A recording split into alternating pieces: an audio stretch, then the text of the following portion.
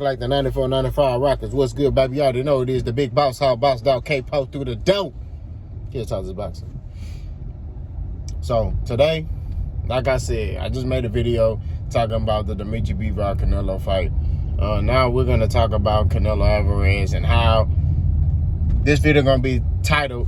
We're gonna take this from Dave Chappelle's "When Keeping It Real Goes Wrong," when cherry picking goes wrong. We gotta talk about it, man, because Canelo took this Dimitri Bivol fight and the Triple G fight, took all these fights, right? He took all these fights because he thought, I'm gonna train. Which, look, Canelo gonna train hard. Nobody's doubting that he trained hard. He's an elite fighter, but he took these fights so he can look invincible and get these easy wins, get these dubs, make himself look invincible. That's what they trying to build Canelo to be. They trying to build Canelo star status up like how Floyd's was, so he could look invincible, so he could be the face of boxing. And this boy lost. He lost. Okay, them scorecards was trash. We're gonna be real. Them scorecards was trash. 115, 113. Canelo won 2 rounds out of that fight. I gave him 2, which was the first 2 rounds. After that, Bivol beat the brakes off of him.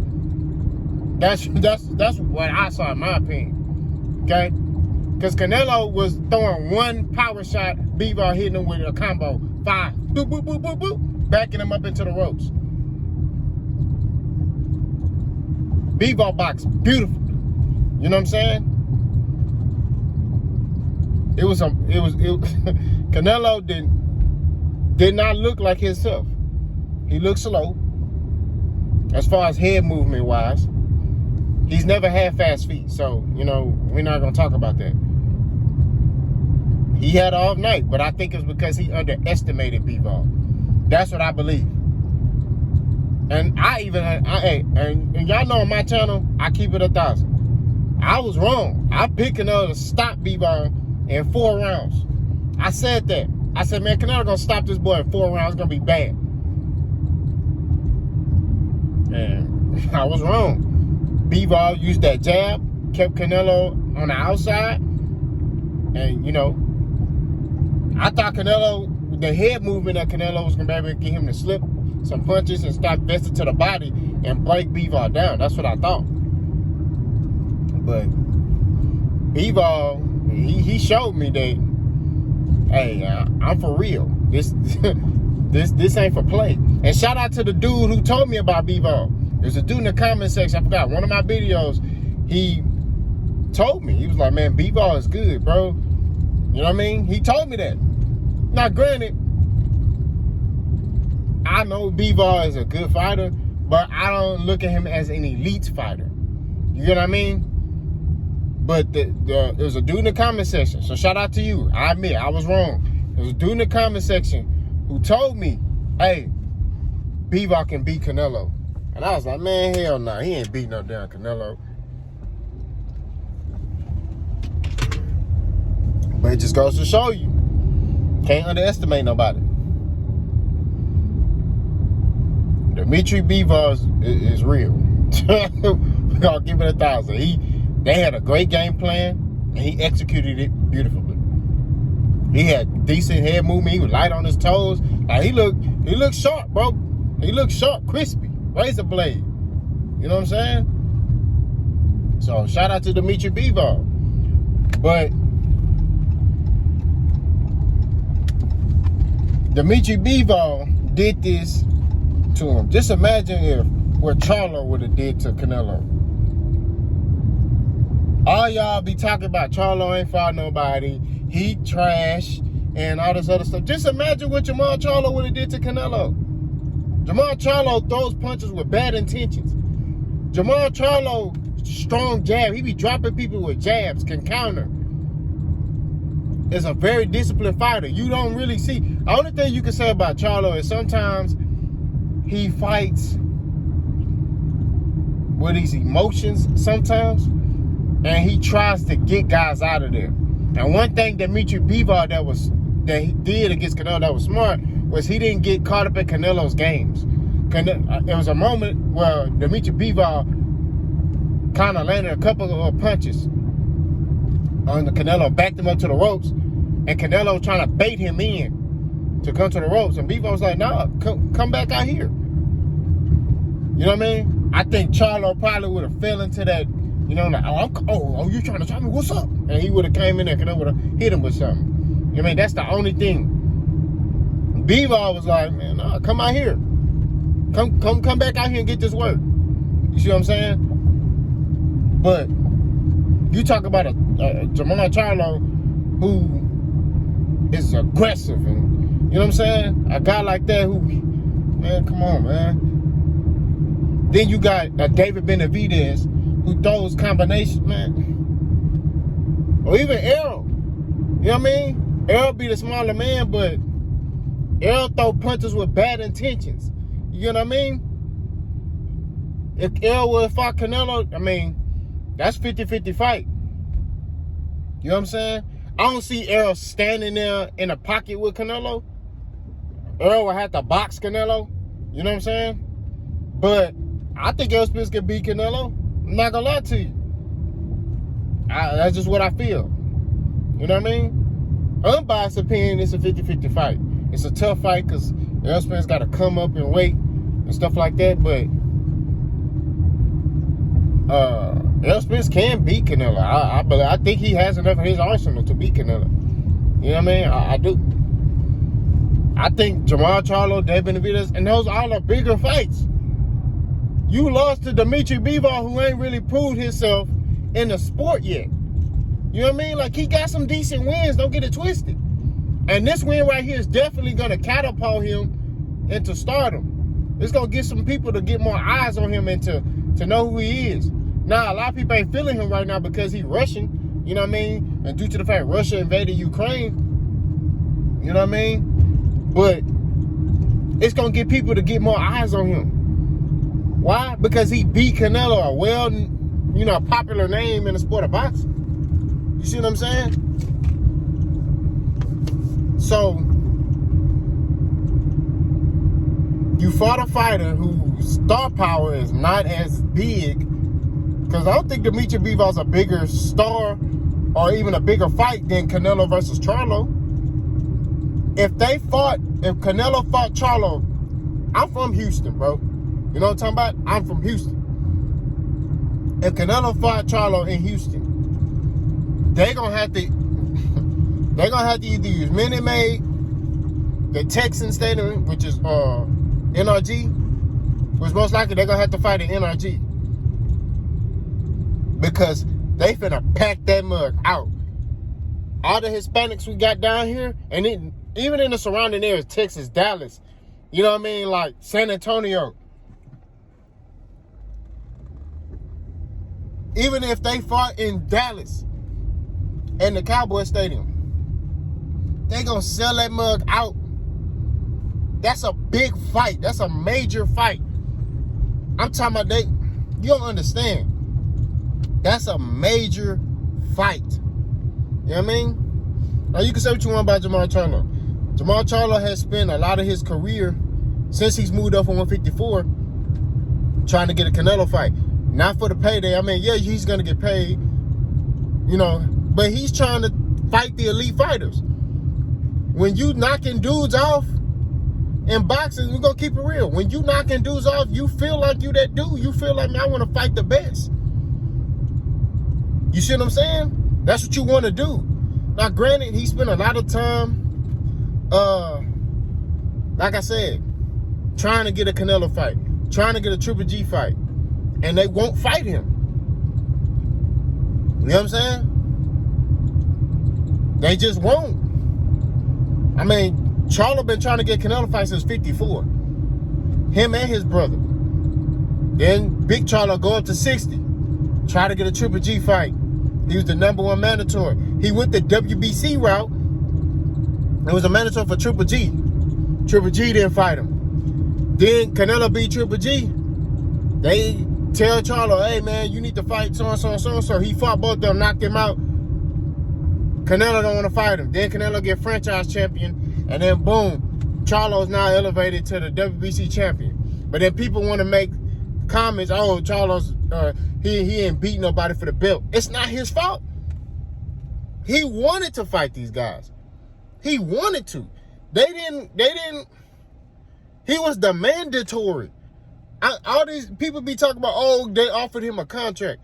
He's the mandatory. He was the mandatory for Canelo's belt. You understand that? Canelo never honored the mandatory thing. The WBC sat there and, oh, you don't got to fight him. But then when it's a fighter that nobody knows, Canelo wants to honor the mandatory. This is stuff I'm talking about, the games, the politics, when cherry picking goes wrong that I'm talking about. All this stuff backfired on him. All this stuff. Excuse me. Now, granted, his star power doesn't take a hit. It's one loss. It's not like he got knocked out, stretched. He got beat, but he got beat. In my opinion, he got a one-sided beatdown. Like it was a beatdown. But at the end of the day, he has to learn from this and do stuff the right way in boxing. When you so-called say you're the face of boxing, you have to do stuff the right way.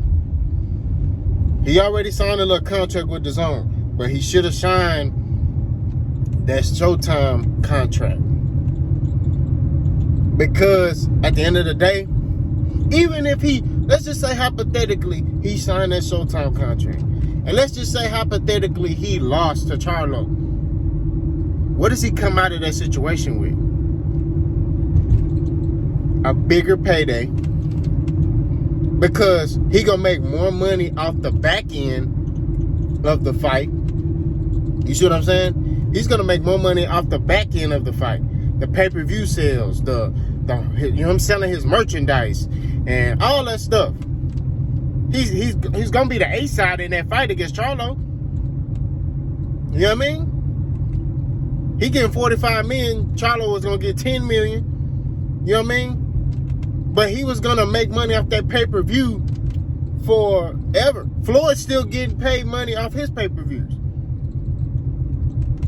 You see what I'm saying? So he would have, even if he would have lost, he would have went into another pay-per-view fight, in which he could have fought Errol Spence if he wanted to, or David Benavidez.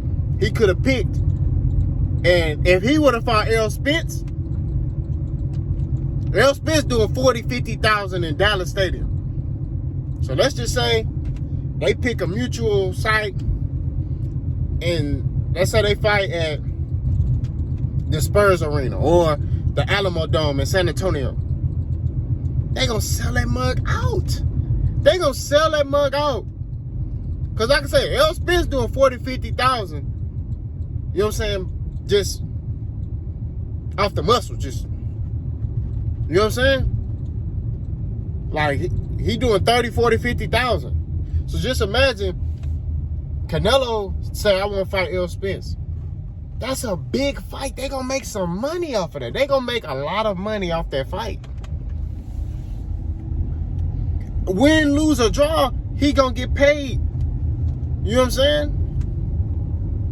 Now, granted, boxing, you know, if you're a real boxing head, you're an elite fighter, you don't want to just be, I mean, yeah, it's good you get your money, but you want to win. But I'm just saying that he cherry-picked, fought the guy who's least known, who doesn't have, in my opinion, I'm not going to lie to you. I think Charlo has more in his arsenal than Bivol. Not saying he's better than Bivol. They're two different weight classes. You know what I mean? I'm saying he has more in his arsenal. As far as counter punching and all that. Head movement, defense, stuff like that. Feet work. I think he has more in his arsenal than Bivol. I think he got more in his arsenal than Triple G. I just think that's a bigger fight. All these are bigger fights. And anybody on YouTube who say that's not bigger fights, they lying. You know, they try to throw, who's Charlo fought? Who has he fought? Who did Dimitri Bivol fight? Who did Billy Joe Sanders fight? Who did Caleb Smith fight? Jamal Charlo has done more in the sport and fought better talent than those people have fought. Same thing with David Benavidez. So, which I think David Benavidez is going to end up at 175 soon. That dude big, bro. He's going to end up at 175. I would love to see, and this off topic, I would love to see David Benavidez versus Dimitri Bivol. I ain't going to lie. That would be a classic. But like I say,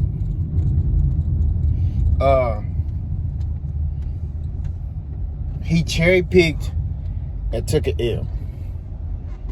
Now, where does he go from here? He definitely could come back. I think, like I said before, he going to fight Triple G. He going to stop him. It's going to be an easy night for him. He going to beat I'm telling you, he going to stop Triple G. That's what I think. You know what I mean? Now, there's another side of me like, this might get in his head a little bit. Now, he may be like, you know what? You know, he might be in his head and off his game a little bit. And the Triple G fight may be tougher than, you know, what it's supposed to be. But I'm still picking Canelo to come out with a victory. You know what I mean? But I think personally, he gonna go in there and he gonna stop Triple G. And then he probably gonna go into the Dimitri Bivol fight. And for a rematch. But you can't do stuff like this. You know what I mean? You can't sit here and cherry pick and I'm gonna pick this fighter and I'm gonna fight him. No. Because you see what happened. He got in there with a dude that's real, but doesn't have the star power that he has, and the dude finished him. I won't say finished him like he knocked him out, but he got the brakes beat off him. He didn't look like himself. You know what I mean? So, that's why I say you got to fight killers. And the reason why I say you got to fight killers is because when you fighting another killer, you're going to make sure you're on your A game. You're going to make sure you're sharp. You see what I'm saying? Look at L. Spence. He said it perfectly. And this is why I respect this dude so much, is because of the mentality. Jermell Charlo, they want to fight the best. Why? Because it gets you excited. Gets you excited, but also it gets you like, I gotta build my A game. So, hopefully, man, Canelo learn from this, man. I don't know what he gonna do, but he gotta do something different. Y'all let me know what y'all think. Big Boss gone.